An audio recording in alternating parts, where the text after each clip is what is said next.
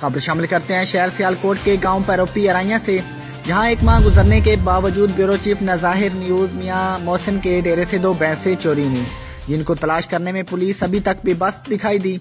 कल रात गांव में हब अली सैलून की दुकान भी लूट ली गई। गांव में आए रोज कोई न कोई चोरी की वारदातें हो रही हैं। इसी हवाले से मजीद तफसीलात जानते हैं सियालकोट से नुमाइंदा सिटी 5 न्यूज असमतुल्लाह भट्ट की इस रिपोर्ट में।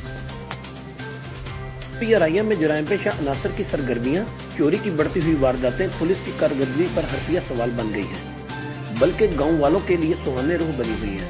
गुज़िश्ता 1 माह के दौरान चोरी की दर्जन वारदातों और बदअमनी की वजह से पैरोपी अराइया के लोगों में शदीद बेचैनी और अदम तहफ़्फ़ुज़ का एहसास जन्म ले रहा है, जबकि कोटली लोहारा की पुलिस खामोश तमाशाई बनी हुई है। अमली तौर पर पुलिस स्टेशन तक महदूद होकर रह गई है।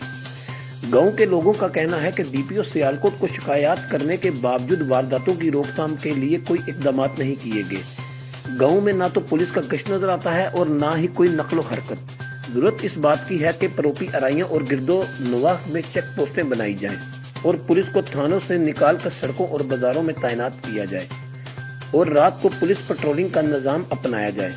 गांव की पुरजोर अपील पर वजीर आला पंजाब और डीपीओ सियालकोट इन वाकयात का सख्ती से जल्द अज जल्द नोटिस लें, वरना गांव वाले डीपीओ दफ्तर के सामने धरना देंगे।